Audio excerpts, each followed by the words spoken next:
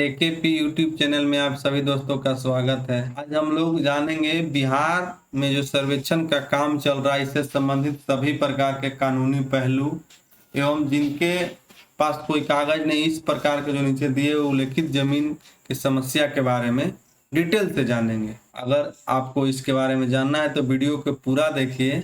लेकिन जानकारी नहीं रहेगा आपको कानूनी पहलू और सर्वे संबंधित, तो जिसको जानकारी रहेगा वो आपके जमीन को दाहिने बाएं कर देगा, आपको पता नहीं चलेगा। और एकेपी यूट्यूब चैनल को सब्सक्राइब कीजिए, लाइक कीजिए, जिससे कि हम और अच्छा से अच्छा वीडियो बना सके। बड़े यूट्यूबर को सभी को सब्सक्राइब कर देते हैं, छोटे यूट्यूबर को भी सपोर्ट कीजिए, जिससे कि आपके लिए हम अच्छा से अच्छा वीडियो बना सकें।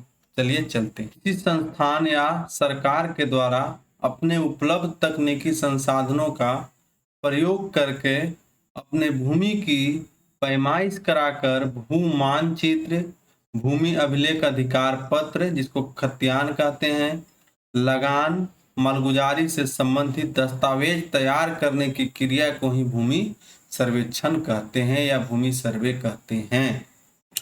जैसे किसी संस्थान कहने का मतलब है, जैसे कोई कॉलेज है, वो अपना भूमि के पैमाइश कराकर अपना एक नक्शा तैयार करता है। उस नक्शा में हर खाता, हर प्लॉट, हर एरिया के बारे में से संबंधित एक रजिस्टर तैयार करता है, एक अपना कॉपी रखता है, तो उसको हम खतियान कह सकते हैं। अगर यही काम सरकार कराती है तो सरकारी हो गया। जैसे अगर सरकार कराएगी तो उसको हम बोलेंगे सरकारी सर्वे या भूमि सर्वेक्षण कहते हैं, क्योंकि सरकार अपना पूरे एरिया को कराती है। तो ये परिभाषा है। और आगे फिर हम जानेंगे नेक्स्ट पेज में भूमि सर्वेक्षण कितने चरणों में होता है, इसके बारे में जानेंगे। भूमि सर्वेक्षण या सर्वे अभी तक कितने बार किया जा चुका है, इस बारे में जानेंगे। भूमि बिहार विशेष सर्वेक्षण 2024 जो प्रारंभ हुआ है 20/8/24 से, इसके बारे में जानेंगे। आम गैर मजरूआ और खास या मालिक गैर मजरूआ तथा पर्चाधारी जमीन से संबंधित कैसे फॉर्म भरेंगे, इसके बारे में। जिसके पास कागज नहीं है उसका कैसे होगा, सिकमी जमीन, बकास जमीन का कैसे होगा, गलत तरीका से कब्जा किया हुआ जमीन का कैसे होगा, जिसका दखल खारिज नहीं हुआ उसका क्या होगा, जो 2014 के बाद खरीदा है, बंटवारा समस्या है तो उसका क्या होगा। तो इस प्रकार से जमीन के विभिन्न समस्याओं के बारे में हम लोग जानेंगे। तो चलिए अगला पेज में चलते हैं। पहले है भूमि सर्वेक्षण या सर्वे कितने चरणों में पूरा होता है, इसके बारे में हम लोग जान लीजिए। पहला चरण है किश्तवार या नक्शा तैयार करना। जैसे देखिए ये क्या किया गया कि एक भूमि का नक्शा बनाया गया है, जिसमें हर प्लॉट में अपना एक संख्या दिया हो। जैसे इसमें 66 है, 67 है, 65 है, 64 है, 62 है, 61, इस प्रकार से इसका प्लॉटिंग किया गया है। तो इस नक्शा बनाकर प्लॉटिंग करने का जो काम होता है इसको किश्तवार बोलते हैं।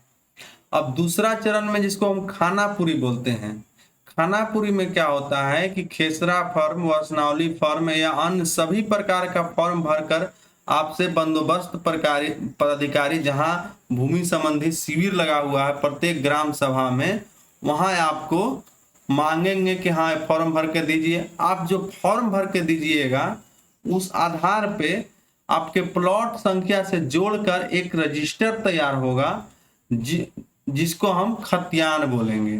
इस रजिस्टर में लिखा रहेगा कि हाँ अगर 67 नंबर प्लॉट ए आदमी का है तो उसका सारा कुछ लिखा रहेगा कि 67 नंबर प्लॉट जो है खाता नंबर 1 में। खाता नंबर क्या होता है कि इस रजिस्टर में जितने भी पेज होते हैं, अगर एक खाता में मतलब एक पेज या 2 पेज में जिसको एक खाता नंबर दिया गया है, उसको में जितने भी प्लॉट होगा उसको लिख दिया जाता है। उस प्लॉट से संबंधित सभी प्रकार की जानकारी इसी पेज में रखा जाता है, इस रजिस्टर के पेज में रखा जाता है, जिसको हम खाता नंबर बोलते हैं। एक तरह से पेज नंबर को ही कहिए कि खाता नंबर बोला जाता है। इसको हम खतियान बोलते हैं, इसको खतियान भी बोला जाता है। ठीक है, तो एक बार फिर देखिए खानापुरी, जिसको ये सारा कुछ करने के बाद जब खतियान तैयार किया जाता है जिसको खानापुरी कहा जाता है। खानापुरी खेसरा फॉर्म, वंशावली फॉर्म एवं सभी प्रकार का फॉर्म भरकर इसके अनुसार एक रजिस्टर तैयार करना, जिसको हम खतियान बोलते हैं। ये दूसरा चरण हुआ। तीसरा चरण में जमाबंदी, पंजी या रजिस्टर 2 बनाया जाता है। अर्थात जैसे जिस प्रकार से खतियान है उसी प्रकार से जमाबंदी पंजी सेम टू सेम तैयार होता है, इसी प्रकार से एकदम सेम टू सेम। लेकिन जमाबंदी पंजी और खतियान दोनों में अंतर यह है कि अगर कोई जमीन बेचता है या कोई जमीन खरीदता है तो इस सारे चीजों की जानकारी जो है जमाबंदी पंजी रजिस्टर 2 से मिलती है। और अगर आपको खतियान के बारे में विशेष जानना है तो एक हम वीडियो यूट्यूब पर डाले हैं, आप उसको अच्छी तरह से देखिएगा, समझ में आ जाएगा खतियान क्या है। चलिए अब हम लोग देखेंगे भूमि सर्वे अभी तक कितने बार किया जा चुका है। तो देखिए अभी तक भूमि सर्वे जो है 4 बार किया जा चुका है, अभी 5वां बार हो रहा है बिहार विशेष सर्वे, उसके बारे में भी हम लोग जानेंगे। पहला हुआ थाकवस्त सर्वे, यह 1776 1793 में हुआ। इसमें कपड़ा या कागज पर जमीन के आकार को दर्शाया गया, मतलब एक कपड़ा पर जमीन का थाकवस्त मतलब कपड़ा पर क्या किया गया कि जमीन जिस आकार के था उस आकार के दिखा दिया गया कि हाँ ये जमीनी इस आकार का, ये जमीनी इस आकार के है। वो बड़ा बड़ा एरिया था, उस प्रत्येक को जो आकार दिखाया गया उसका नंबरिंग जो किया गया उसको थाना नंबर कहा गया। आज जो हम लोग थाना नंबर देखते हैं वहीं से मिला है। दूसरा है रेवेन्यू सर्वे, ये 1842 से 1846 में चालू तक हुआ। इस फर्स्ट बार पैमाना से माप कर नक्शा तैयार किया गया, इसे ही सर्वे का आधार माना जाता है। सॉरी यहाँ भूमि लिखा हुआ है, सर्वे का आधार माना जाता है। इसका पैमाना था 4 इंच बराबर 1 मील या 1600 मीटर। जैसे अगर नक्शा पे जो बनाया गया उस पर 4 इंच नापिएगा तो ये 1 मील या 1600 मीटर के बराबर होगा। तीसरा कैडेस्ट्रल सर्वे है, यह 1888 से 1921 ईस्वी में चला। जो आज नक्शा और खतियान का प्रयोग किया जा रहा है इसी सर्वे का पैमाना, जैसे आज हम लोग जो खतियान हम लोग को मिला हुआ है या जो नक्शा का प्रयोग करते हैं वो कैडेस्ट्रल सर्वे का ही है। इसमें 3 प्रकार का पैमाना का उपयोग किया गया था। 16 इंच बराबर 1 मील, एक 32 इंच बराबर 1 मील, 64 इंच बराबर 1 मील। इसमें क्या है कि 16 इंच थोड़ा जहां आबादी नहीं था वहां उपयोग किया गया, मतलब नक्शा पर 16 इंच बराबर मतलब 1 मील हो जाएगा जमीन पे। उसी पर क्या जहाँ थोड़ा घनी आबादी थी वहां 32 इंच बराबर 1 मील, मतलब थोड़ा जहाँ गांव एरिया था वहां 32 इंच अगर आप नक्शा पर मापिएगा तो 1 मील के बराबर होगा। तीसरा था 64 इंच, इसमें शहरी एरिया था जहाँ घनी आबादी था वहां नक्शा पर अगर आप 64 इंच नापते हैं तो वहां 1 मील का प्रयोग, वो जमीन पर आपको 1 मील के बराबर होगा। ठीक है, इसी प्रकार 1 मील बराबर आप लोग जानते हैं 1600 मीटर या 1.6 किलोमीटर होता है, ये लिखा हुआ है। आगे चलते हैं, अगला है रिविजनल सर्वे। यह 1959 से प्रारंभ हुआ और 65 तक चला, कहीं 70 तक चला, कहीं 80 तक चला, अलग अलग क्षेत्रों में अलग अलग समय तक चला। इसमें क्या किया, कैडेस्ट्रल सर्वे की जो कमियां थी उसको दूर किया गया। इसमें जो जमींदारी प्रथा का अंत किया गया उसके अनुसार जो भी गैर मजरूआ जमीन था इसी सर्वे के अनुसार बिहार सरकार या भारत सरकार का जमीन घोषित किया गया था। आजादी के बाद बिहार सरकार द्वारा शुरू किया गया कैडेस्ट्रल सर्वे किया गया था, या कैडेस्ट्रल सर्वे की कमी को दूर किया गया। मतलब कैडेस्ट्रल सर्वे मुख्य रूप से जमींदारी प्रथा को समाप्त करने के लिए लिया गया था कि जो जमींदार के गैर मजरूआ जमीन या आम जमीन था उसको बिहार सरकार घोषित किया गया, भारत सरकार घोषित किया गया। इसका बहुत अच्छे तरह से व्याख्या हम अपने खतियान वाला वीडियो में किए हैं, जिसका लिंक हम दे देंगे, आप देख सकते हैं। अगला है बिहार विशेष सर्वे। अब देखिए बिहार विशेष सर्वेक्षण सर्वे 2024, इसके बारे में बहुत अच्छा से जानेंगे हम लोग। इसमें क्या है, बिहार विशेष सर्वेक्षण अधिनियम, मतलब इसका जो कानून है बिहार विशेष सर्वेक्षण अधिनियम 2011 के अनुसार, मतलब ये जो सर्वेक्षण किया जा रहा है वो अधिनियम 2011 के अनुसार किया गया, जिसमें कई बार बदलाव भी हुआ, 14 में हुआ, 21 में हुआ, 22 में हुआ, इसी के अनुसार किया जा रहा है। इसमें 3 प्रकार के फॉर्म भरना है, प्रपत्र 2, प्रपत्र 3.1, प्रपत्र 3.11। इस फॉर्म के भरने के लिए विशेष आपको अगर जानकारी चाहिए तो हम आपको एक वीडियो बनाए हैं जिसको हम पूरी तरह से फॉर्म को फुलअप करके उसमें दिया गया, आप देख सकते हैं कैसे फॉर्म को भरना है। इसका लिंक हम डिस्क्रिप्शन में दे देंगे, आप वीडियो को देख लीजिएगा। अब इसमें कहा गया कि यह डिजिटल सर्वे होगा। डिजिटल सर्वे के मतलब है कि ईटीएस मशीन से, ड्रोन से, सैटेलाइट के मदद से किया जाएगा। कहने का मतलब है कि ये पूरी तरह से डिजिटली होगा। ईटीएस मशीन होता है जो बहुत दूरी तक बहुत मिनटों में, सेकंडों में भूमि को नाप देता है। ड्रोन का उपयोग किया जाएगा जहाँ घनी आबादी होगा। सैटेलाइट के प्रयोग से किया जाएगा। अब चलिए मेन चीज पे आते हैं।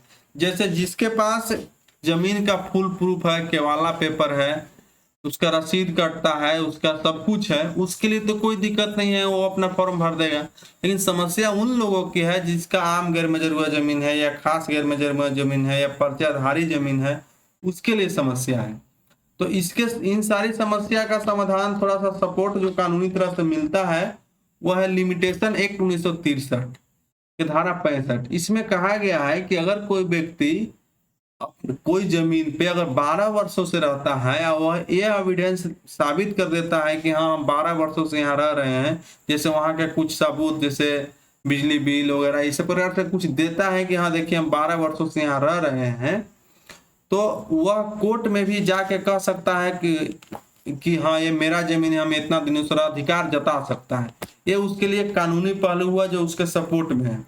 अब बाकी इसमें इस अधिनियम में, विशेष सर्वेक्षण अधिनियम 2011 में, ये कहीं नहीं लिखा हुआ है कि आप ये फॉर्म भर के दीजिएगा तो आपका जमीन नहीं रहेगा।